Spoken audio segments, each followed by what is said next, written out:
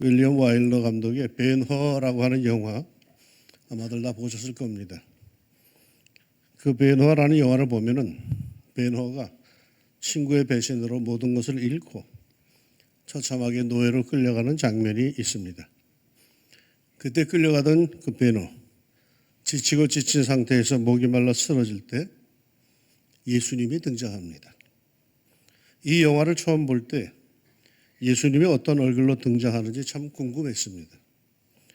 그런데 그 영화의 감독 윌리엄 와일러는 그 장면을 아주 묘하게 처리를 했습니다. 영화 속의 예수님은 뒷모습만 보였습니다. 정면으로 보인 적이 없습니다.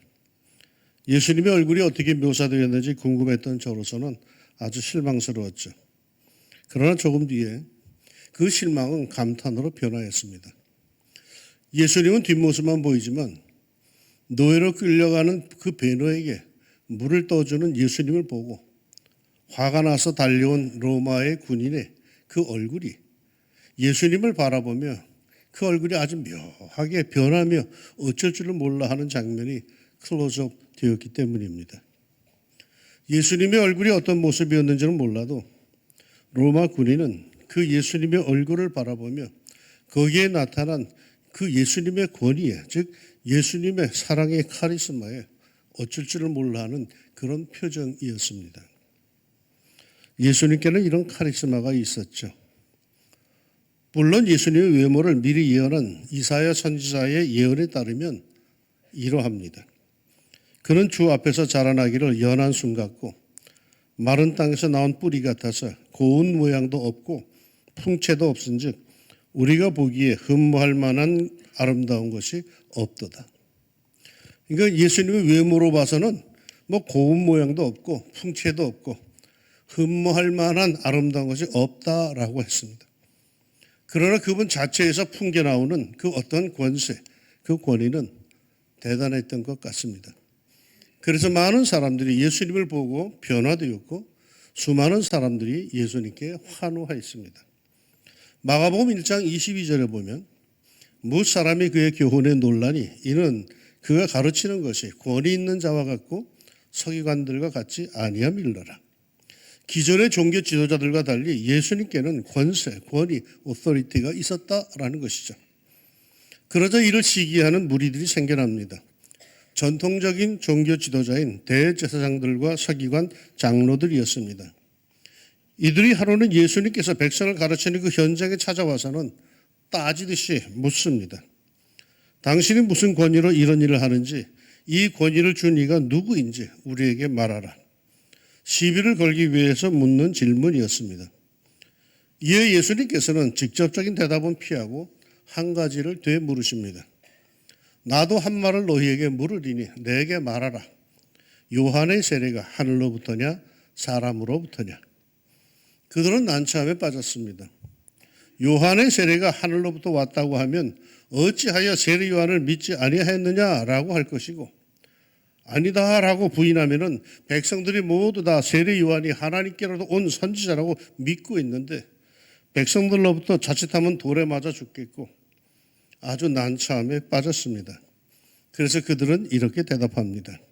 어디로부터인지 알지 못하노라. 그러자 예수님께서도 이렇게 대답하십니다. 나도 무슨 권세로 이런 일을 하는지 너희에게 이르지 아니하리라. 왜 예수님은 이들에게 시원한 대답을 하지 않으셨을까요?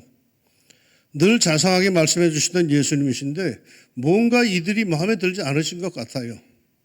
더 나아가서 예수님께서는 이들을 별로 좋아하지 않으신 것 같아요. 그들은 어떤 사람들이기에 그러셨을까요?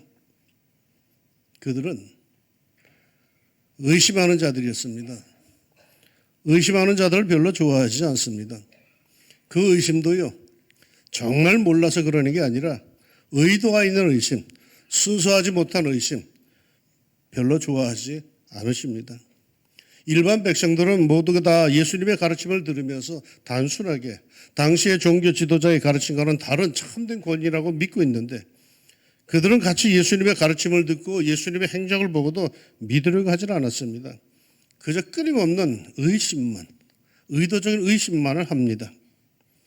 과학의 세계에서는 의심이 발전의 원동력이지만 믿음의 세계에서는 의심은 죄입니다. 보세요. 예수님께서 복음서에서 말씀하신 것들이 이러합니다.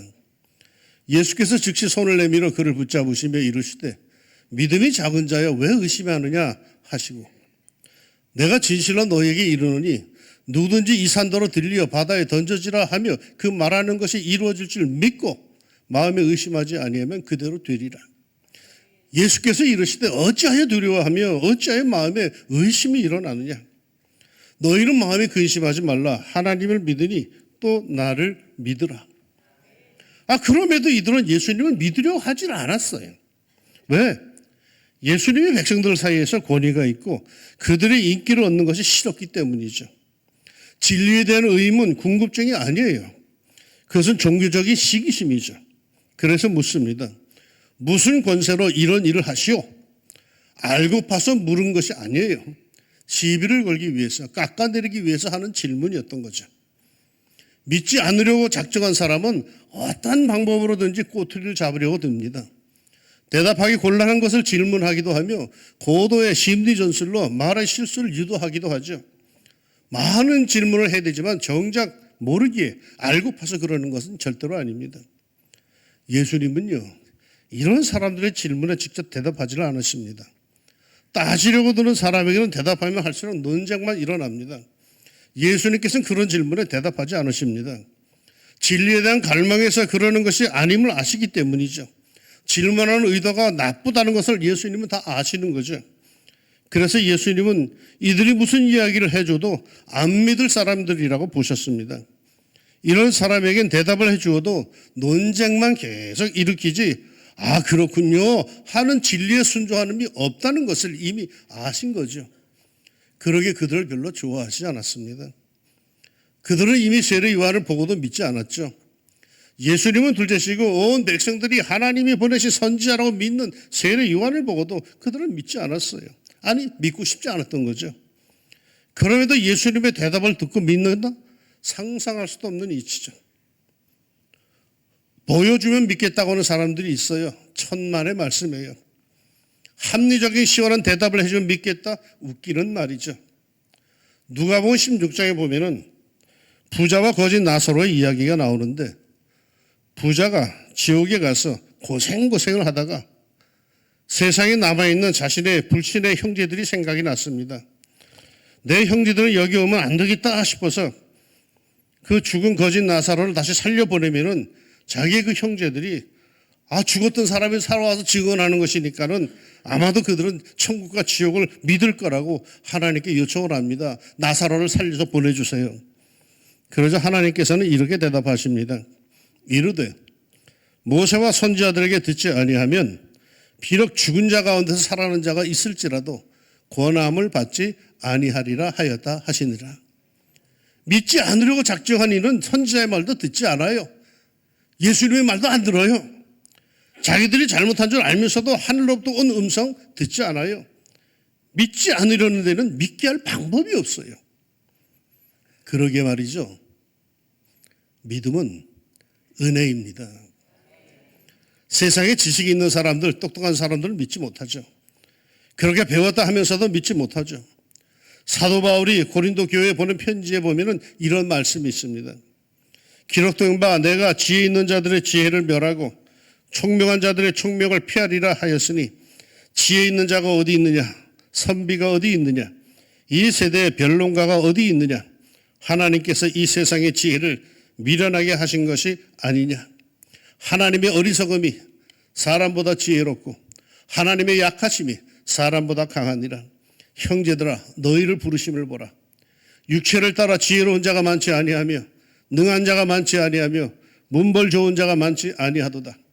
그러나 하나님께서 세상에 미련한 것들을 택하사 지혜 있는 자들을 부끄럽게 하려 하시고 세상에 약한 것들을 택하사 강한 것들을 부끄럽게 하려 하시며 하나님께서 세상에 천한 것들과 멸시받는 것들과 없는 것들을 택하사 있는 것들을 피하려 하시나니 이는 아무 육체도 하나님 앞에서 자랑하지 못하게 하려 하심이라.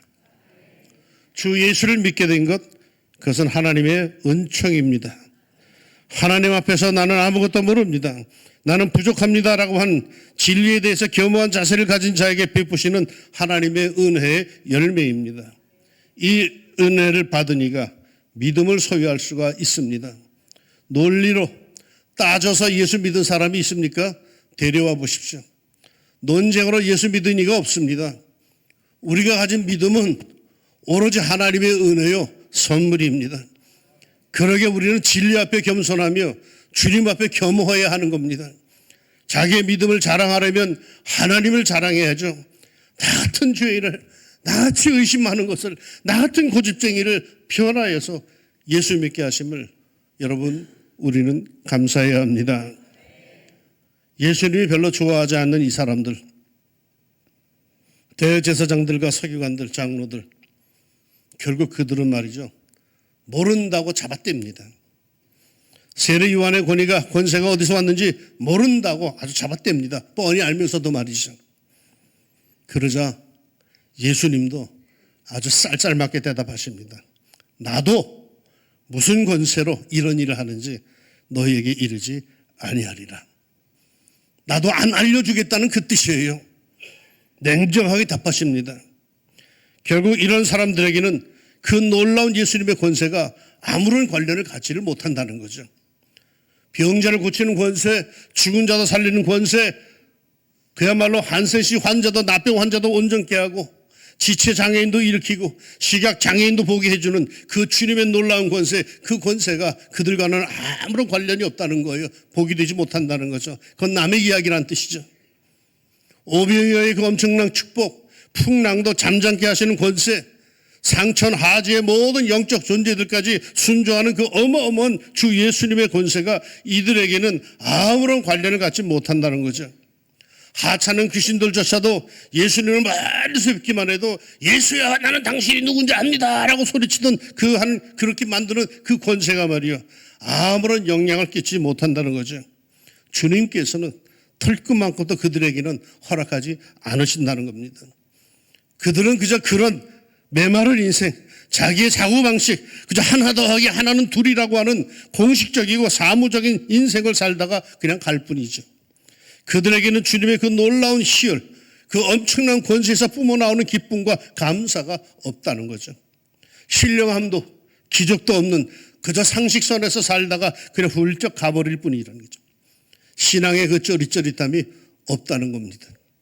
그러나 말이죠, 이 세상에는 예수님의 권세를 누리는 사람들이 있어요. 놀라운 능력과 삶의 기쁨, 희열 속에 사는 사람들이 있어요. 그의 삶의 환경은 그리 좋은 것이 못 되는데도 그에게는 넘치는 그 뭔가가 있어요. 정말 예수님의 권세를 자신의 권세로 누리는 사람들이 실제로 있어요. 그가 세상에서 어떤 신분이든지 예수님을 믿는 사람들, 하늘로부터 오신 하나님의 아들의 권세를 믿는 사람들에게는 날마다 창조의 기쁨이 있어요.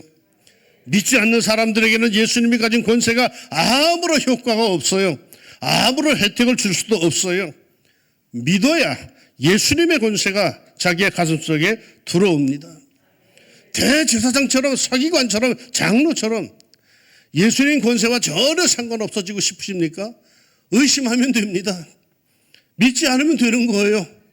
모른다고 끝까지 발뺌하면 되는 거예요. 그러나 예수님의 권세를 잊고 싶으십니까? 예수님의 영적인 권세에 붙들리고 싶으십니까? 의심하지 마세요. 믿으세요. 믿어지지 않으면 솔직히 시인하세요. 아닌 척 점점 떨지 말고 예수님 앞에 무릎을 꿇으세요. 마가복음 9장에 이런 장면이 나옵니다. 귀신 들린 아들을 고쳐달라고 아무런 믿음도 없이 나온 한 아버지, 예수님 앞에서 이래요. 귀신이 그를 죽이려고 불과 물에 자주 던졌나이다. 그러나 무엇을 하실 수 있거든 우리를 불쌍히 여기사 도와주옵소서.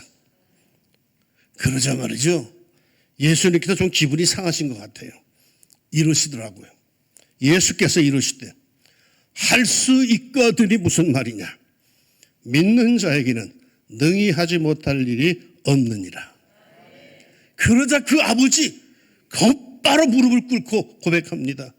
곧 그 아이의 아버지가 소리를 질러 이르되 내가 믿나이다. 나의 믿음 없는 것을 도와주소서.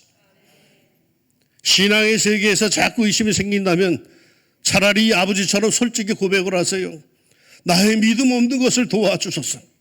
그러면 거기에 주님의 긍휼이 임합니다. 믿음 없음을 도와달라고 말하세요. 그러면 하나님의 권세가 신비롭게 내 안에서 작용하는 것을 느끼게 될 겁니다. 예수님의 권세는요, 믿는 사람에게 임합니다. 역사합니다. 내가 예수님을 진정 믿을 때, 그 권세를 믿을 때에 주님의 권세는 내게서 나타납니다. 예수님이 내 안에 주인으로 계십니다. 예수님이 나를 사용하십니다. 예수님이 당신의 권세를 우리에게 나누어 주십니다. 사탄을 물리치는 권세, 완악한 사람이 깨끗해지는 권세 말이요. 강박한 심령이 녹아지는 권세 말이요. 병마를 내쫓는 권세 말이요. 놀라운 주님의 권세를 내게 주십니다. 예수님 권세야말로 우리에게는 최고의 축복입니다. 믿으시길 축원합니다. 우스갯소리 하나 할까요? 얼마 전에 목사님들을 만났어요. 그때 이웃교회 목사님들이 좀 무학교회 한 달 새 장례 50명을 치렀대. 그때 그 옆에 있던 다른 목사님, 우리는 2달 새 100명 가까이 돌아가셨어요. 엄청나게 장례들이 교회들마다 많아요. 우리 교회 없어. 우리 교회 어른들은 철인인가? 아니요. 똑같아요. 그런데 그들과 우리의 차이점이 하나 있더라고. 우리는 예배 시간에 치유 기도를 해요. 거기에 대해서 아멘 하는 성도들이 있어요. 그 역사가 우리 교회를 붙들어 주는 줄로 믿습니다. 믿음의 권세가 있는 거야. 머릿속으로만 믿는 게 아니요, 마음속으로. 아멘, 아멘, 아멘. 누군지 몰라. 그러나 선포되는 그 기도에 아멘, 아멘 할 때에 여러분 놀라운 역사가 우리에게 있는 줄로 믿습니다. 한 분도 돌아갈 생각하지 마세요. 내가 있는 한은. 여러분, 이런 오래된 복음성가가 있어요. 예수님 권세, 예수님 권세, 예수님 권세, 내 권세. 예수님 권세, 예수님 권세, 예수님 권세, 내 권세. 할렐루야, 할렐루야. 예수님 권세, 내 권세. 할렐루야, 할렐루야. 예수님 권세, 내 권세. 할렐루야. 예수님 권세, 내 권세야, 내 권세. 예수님 권세, 네 권세 의미 없어. 예수님 권세, 그 사람 권세 나와 상관없어. 예수 믿고 누가 축복받았대, 예수 믿고 누가 고침받았대, 예수 믿고 누가 성공했대. 축복과 성공, 고침과 평강, 희열과 기쁨 늘 누가 받았대 라고 하는 남의 이야기 나와 상관이 없어요. 예수님 권세, 바로 내 권세가 되어서 내가 예수 안에서 출세해야 하고 성공하고 고침받고 축복받아야 합니다. 의심을 버립시다. 고집을 버립시다. 그저 아멘 하면 되는데 말이야. 그게 창피해가지고 그 뻔한데도 모른다고 우기지 그러지 맙시다. 우리는 믿음의 세계에 들어와 있는 사람들이에요. 믿음의 세계에서 믿음이 왔다인기라. 그저 진리 앞에 겸허하여 주님 앞에 믿음을 앞세고 온 세상을 행복하게 만드는 예수님 권세가 내 권세가 되는 은혜와 축복이 여러분의 삶 속에 충만하기를 우리 주님의 이름으로 축복합니다. 기도합시다.